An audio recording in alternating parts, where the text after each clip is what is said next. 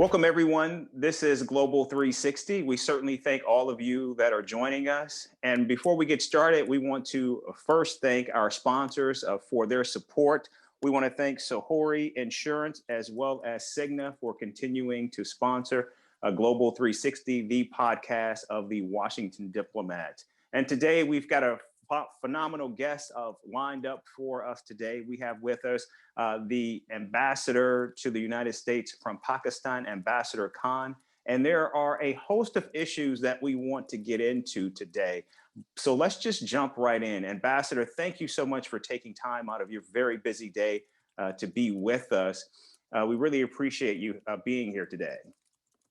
Well, thank you very much, Eric, for having me. It's an honor and a privilege to be joining Global 360 and to have this conversation today on a range of issues. Look forward to our conversation.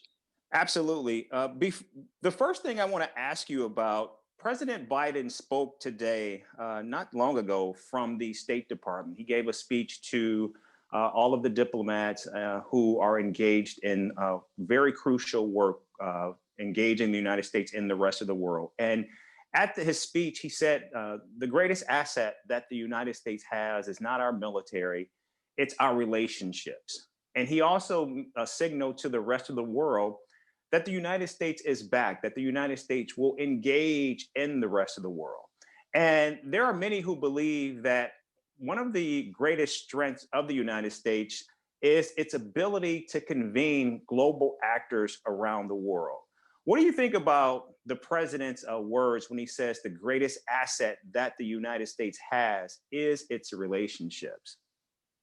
Well, first of all, I must say that for him to come down to the State Department to make that first major speech on foreign policy, I think is both symbolically and substantively very significant. And I think it tells us all the importance that his administration is going to attach to diplomacy. And you cannot really carry out diplomacy without having a web of relationships, and relationships are always based both on mutual interests and also mutual trust.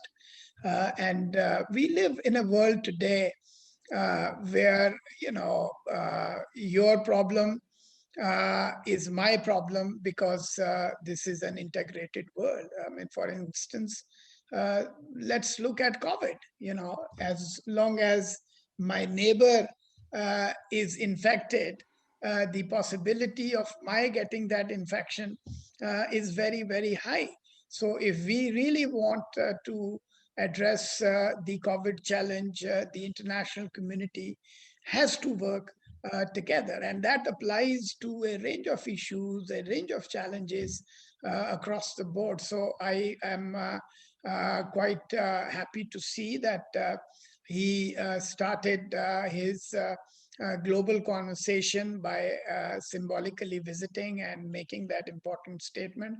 I have yet to go through the entire statement, and that his reaffirmation of working with partners and allies and his belief of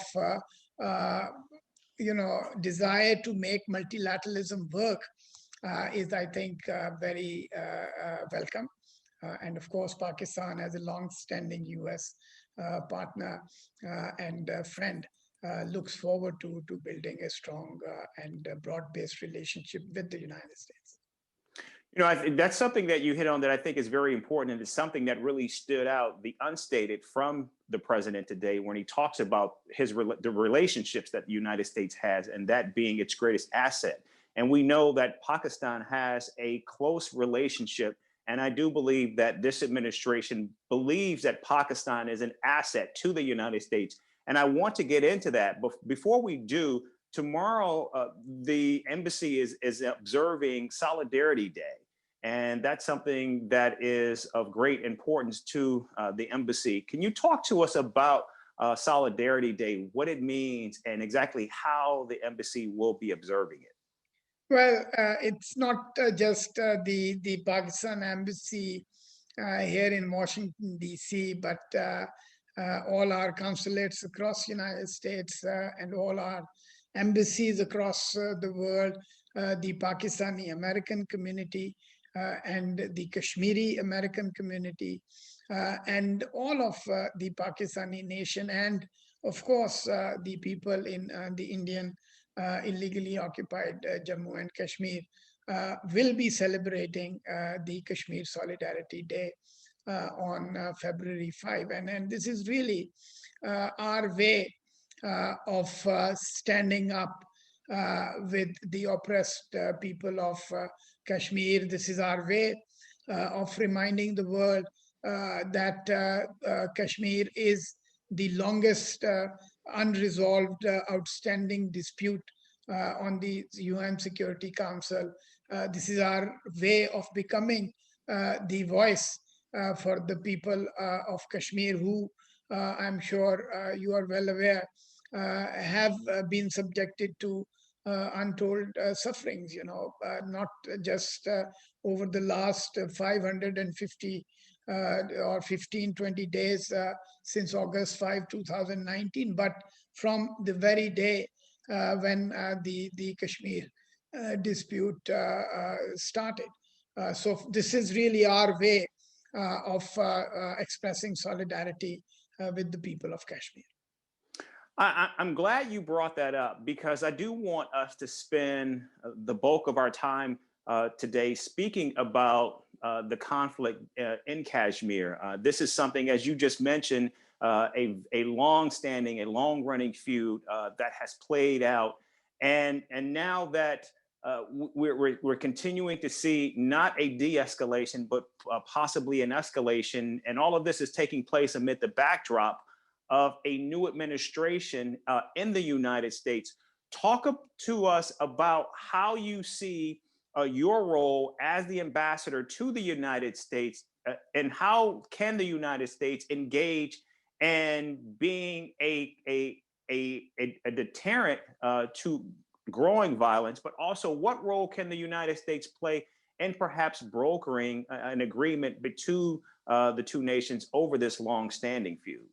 I think before I get to the role that United States can potentially play, Eric, through you, I'd like to shed a little more light on what the Kashmir issue or dispute is, because I think that will help everyone understand the kind of role that the United States can and must play, particularly the new administration. So there are three clear, dimensions of the Kashmir dispute. One is the legal dimension, the other is the humanitarian dimension, and the third is the peace and security dimension of the dispute. Now, legally, India, by revoking the special status of Jammu and Kashmir within their own constitution on August 5, by revoking Article 370 and 35A, essentially went back on the promises that they had, their leadership at the time of the creation of India and Pakistan had made to the people of Jammu and Kashmir. Secondly, this dispute was taken to the United Nations by India. So the international community, through the resolutions of the UN Security Council, basically directed both India and Pakistan to take a number of steps, So India is also in violation of those international commitments and pledges that they made to the international community. And lastly, they also, have bilateral agreements with Pakistan, where both sides recognize Kashmir as a dispute to be resolved peacefully through dialogue between the two countries. So they are also dishonoring the bilateral agreement. So that's the legal side. And the Kashmiris have a right to self-determination that has been basically promised to them by the United Nations, and the international community. Secondly, the humanitarian part of it. I mean, you go back from 1948 onwards, there are tens of thousands of people who have lost their lives. There are thousands of people who have disappeared unaccounted for. There are women have been raped, pellet guns have been used, and particularly over the last a year and a half, around 5, 20, 30 days. In particular, there are thousands who've been arrested. There is a complete blackout lockdown Kashmiris have suffered, on top of the COVID lockdown. So all of that has created the first tier, the second tier, the third tier. Leadership has been arrested. So that has created a serious humanitarian crisis, and it's not what we are saying. The UN Commissioner on Human Rights, the OIC Special Human Rights Commission has spoken about that. The British Parliament has spoken about that. US Congress has convened special hearings, expressing their concern over the plight of Kashmiris and the human rights violations in Kashmir. So that's the humanitarian dimension of it. And the last and the most important one is the peace and security dimension, where, India and Pakistan are two nuclear powers. And there is almost an active escalation taking place as we speak on the line of control. In 2020 alone, there were more than 3,000 violations across the line of control and the working boundary. So there is no real, diplomatic conversation taking place. After August 5, we have downgraded our diplomatic relations with India. So that poses a serious, urgent, and immediate threat to peace and security in the region, and particularly when we have a government, unfortunately, in India that has used Pakistan as a punching bag, because they use it for their own domestic political purposes, to gain domestic political mileage, to basically prop up their sliding approval ratings and growing unpopularity. And that trend, unfortunately, seems will continue. So that, temptation to basically escalate the situation whenever the BJP government is in trouble domestically, I think poses a present and clear danger to peace and security in South Asia. So for all these three reasons, clearly United States recognizes Kashmir as a dispute between India and Pakistan. They have urged both countries to resolve that. President Trump went public not once, not twice, many times, conveying his desire and readiness to act as a mediator if two countries want that to happen. The new Biden administration has spoken time and again. Okay. Mr. Ambassador, if you don't mind, because I do want to be mindful of your time, and there's so much about this situation that I do want to get into. And let's actually take all three of these components that you brought up: the legal, the humanitarian, the peace and security, and let's take them individually. And so we know that the UN has called for peaceful talks and has agreed to actually moderate. How or where do you think the biggest hurdle is, and what needs to be addressed first? Does it need to be the legal? Does it need to be the humanitarian?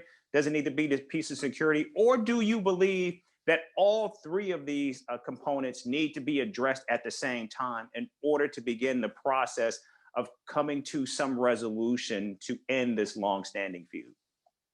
I think that's an important question, Eric. And really, I think looking at the humanitarian situation, and which has been actually described as preparatory to a genocide, by entities and bodies here in this country.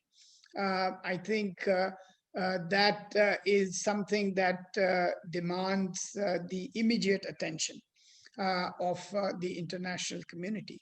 The other parts are interlinked, because once you have addressed the humanitarian crisis in Jammu and Kashmir, that should pave the way. First of all, that would help de-escalate the situation, and if it helps de-escalate the situation and creates the enabling environment where India has rolled back those actions, it creates the environment for dialogue.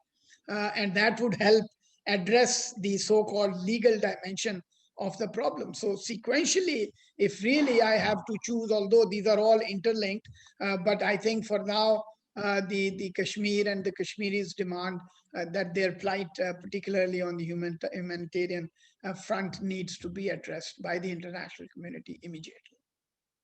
And tell me exactly, given that this has been such a long-standing problem, a long-standing issue, where we have seen so much loss of life, so much loss of the economic empowerment to that area, to that region, uh, where does the actual redress in terms of the economic component of this begin? We recognize that so many lives have been lost, and while that cannot be returned, we do know that there is a large economic component to this, particularly when you look at this area around. There's a lake there that we know where there are these houseboats, and you have communities there that generations have used these houseboats. In fact, I read where Mick Jagger of the Rolling Stones was someone who visited this area, and there was a family whose houseboat he would vacation on. And now the tourists no longer come to this area. So we have seen not only a decimation of the livelihood, but also what this means in terms of generations and being able to pass that on to the next generation. There's a concern that that will be lost. How do you address that economic problem in these negotiations, in these talks? Again, I think there are two parts to this very important question that you have raised. And I think the economic dimension of what is playing out in the occupied Kashmir, I think further aggravates the humanitarian crisis, because, a lockdown in a place where the predominant reliance of that region's economy is not on tourism will not have the kind of impact that the lockdown has had on the Kashmiris, because their livelihood, the daily wages, who would go out to serve those who visit Kashmir, that possibility or option has been taken away. So really, I think the lockdown has aggravated the humanitarian crisis, and it has created a very, very serious economic crisis, which is again something that the Indian government claimed in the beginning, that they did what they did on August 5 to essentially improve the conditions and economic plight of the Kashmiris. It has exactly worked the opposite of that. So I think it is for the Indian government to roll back those measures, to basically lift the lockdown, to allow Kashmiris to have at least those basic minimum opportunities for pursuing their economic goals and objectives. Now, in the context of because of the escalation, obviously there is a tension between India and Pakistan. We have suspended trade with India. India has suspended trade with Pakistan. The relationship on both sides has been downgraded. Now, the thing is that, and this is something that Prime Minister said even before taking oath of office, more than 2 years ago, when he said that, uh, if India were to take one step, we will take two steps towards peace, because our two countries, instead of fighting each other, should be fighting poverty. And I think there is no place on earth where you have as many people living below the poverty line per square kilometer or per square mile as in South Asia, So the imperative, and when you have this perpetual escalation, in the region with the it has an economic cost. I think it has an economic cost for Pakistan. It has an economic cost for India. So I think that also should be a very good reason, I think, for India recognizing that the actions that they have taken have undermined not just peace, security, but also the stability and economic prosperity of the region and Kashmir in particular. We certainly want to thank all of our viewers who are joining us. And if you're joining us late, we really appreciate having you here for Global 360. And also, we do want to hear from you, our viewers, our listeners. So feel free to pose your questions to us. I will take those questions and ask them of the ambassador. Mr. Ambassador, I do have another question, because while there's so much that we recognize that has been problematic with this longstanding feud, one that perhaps doesn't get the attention that it should is that what we are seeing now with these ongoing tensions is the transformation of this region from a Muslim majority state into a Hindu dominated territory right now. Can you talk to us about what that means and how that is impacting not only the country of Pakistan, but also what it means and how it's impacting the region itself? I think, first of all, on August 5, the Indian government revoked Article 370 and Article 35A. And back then, the Kashmiris, as well as those on our side of Kashmir, expressed serious concerns and noted that 35A has been taken out because India wants to change the demographics of the state, because Jammu and Kashmir was the only Muslim dominant state in the Indian Union. If we go back and look at how things have evolved and developed in this year and a half, clearly, they have actually issued close to 2 million domiciles. And why? Because the UN Security Council resolutions demand that the final disposition of the Kashmir issue or resolution will be carried out in line with the wishes of the people of Kashmir, and that a plebiscite needs to be held. And in that plebiscite, it is the people of or residents of Kashmir who would vote. So by changing the demographics, India is trying to anticipate and then eventually undermine the outcome of a plebiscite as and when it is held. Because by bringing in people, non-Kashmiris, and then allowing them to buy lands in Kashmir, which is a violation of the state laws also. And it was done by an assembly which, while the Kashmir assembly was suspended, I think it creates a challenge and a situation which I think Kashmiris will never accept. Thank you, Mr. Ambassador. In the little bit of time that we have left, I want to switch gears and talk about the situation in Afghanistan. Under the previous administration, the Trump administration, we saw that there was a rapid drawdown of troops from the United States out of Afghanistan. And we do know that there were ongoing negotiations between the United States and the Taliban in that region. Talk to us about your thoughts of what you see for the future of Afghanistan and this continued drawdown that many are expected to take place of U.S. troops in Afghanistan. Well, I think one of the good stories from our region has been the progress that we have seen being made in the Afghan peace process, and clearly working together to achieve peace in Afghanistan is a very important and critical convergence between United States and Pakistan. And we have, facilitated in every way we can the peace process, and we are committed and determined to continue supporting it, until it reaches its logical conclusion. We believe that,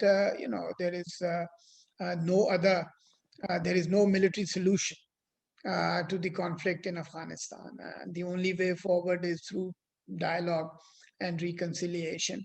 I think the process has seen three very important landmarks. First was, of course, the US Taliban agreement. The second was the start of the intra Afghan negotiation process. And the third was the agreement within the intra-Afghan peace on the rules and procedures. So clearly, despite challenges, impediments, problems, I think the parties were able to find common ground and resolve the differences to move to the next stage through consultation. So we are hopeful. While there are, skeptics and individuals critical of the process, but frankly, Eric, I think there is absolutely no other option but to invest in peace and dialogue.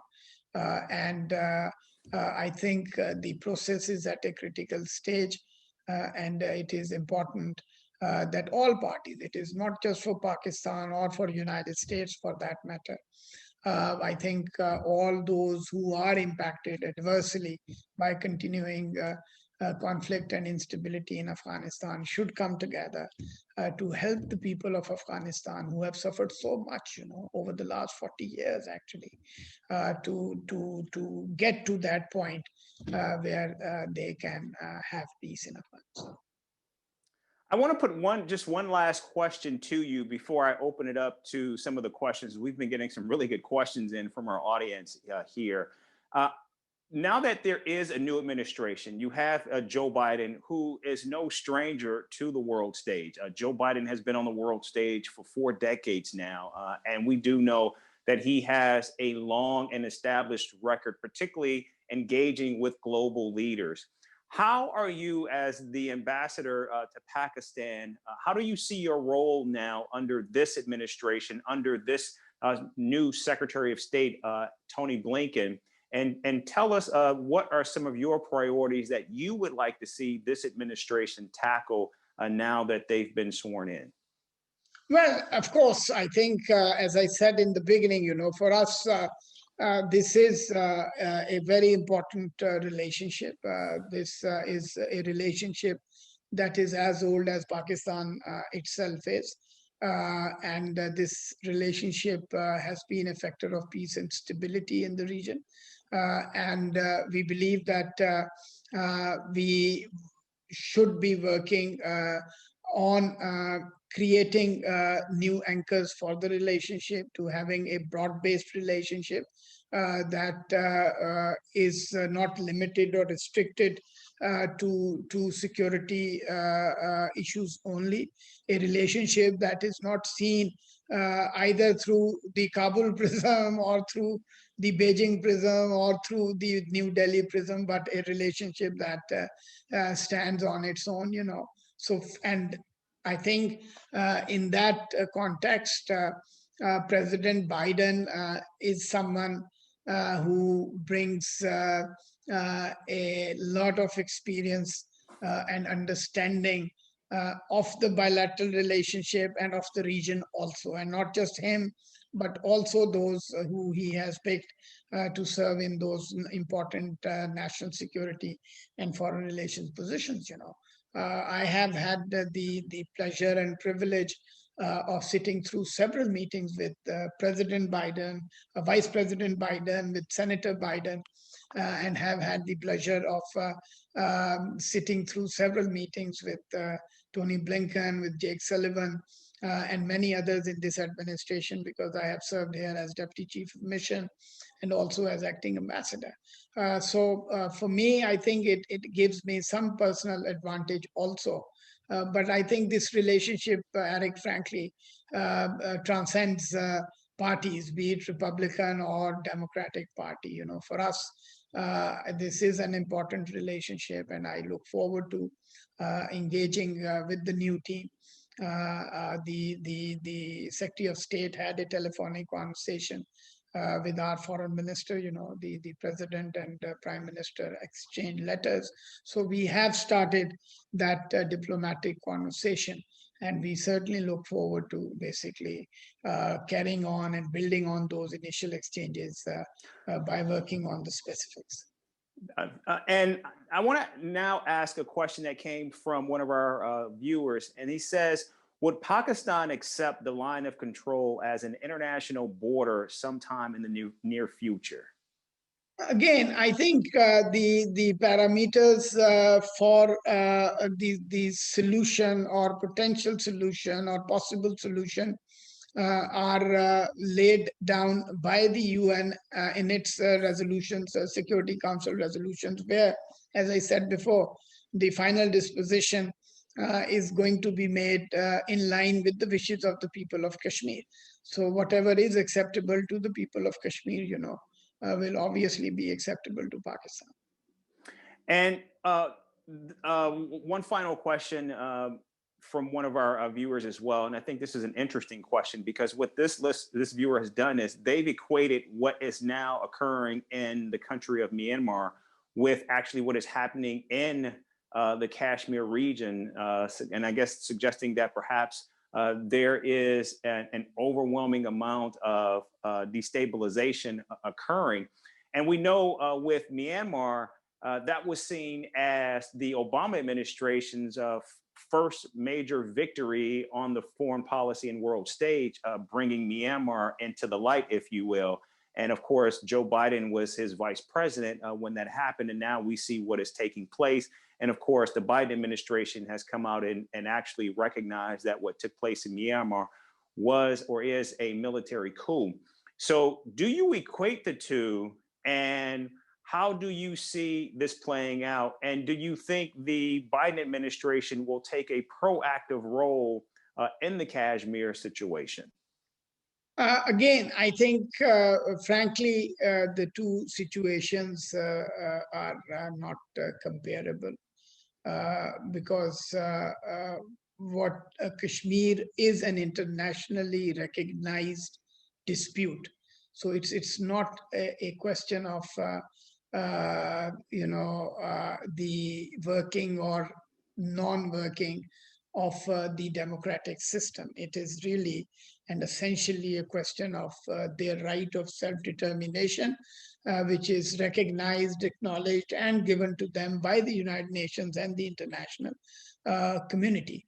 Therefore, I think US's role remains key and critical, because as the preeminent global power that has good relationship with India and Pakistan both, that historically recognizes Kashmir as a dispute, where not one but some few presidents have tried to resolve and have offered their good offices to help addressing the dispute. United States has also historically played a tension diffusing role in South Asia. So given all of that, and then Biden administration's pronouncements during the campaign on pursuing a value-based policy and looking at the kind of egregious violations that are taking place in the backdrop of the international community's commitment to Kashmiris, I think also creates a moral imperative for the United States to take notice and to use its good offices to create the pressure that would basically force India's hand to reconsider its position and the actions that it has taken in Kashmir. We got to leave it there. Ambassador, I want to thank you so much for your time today. I want to thank you for really expounding on the situation, the plight in the Kashmir region. We certainly welcome you and wish you well with your Solidarity Day tomorrow.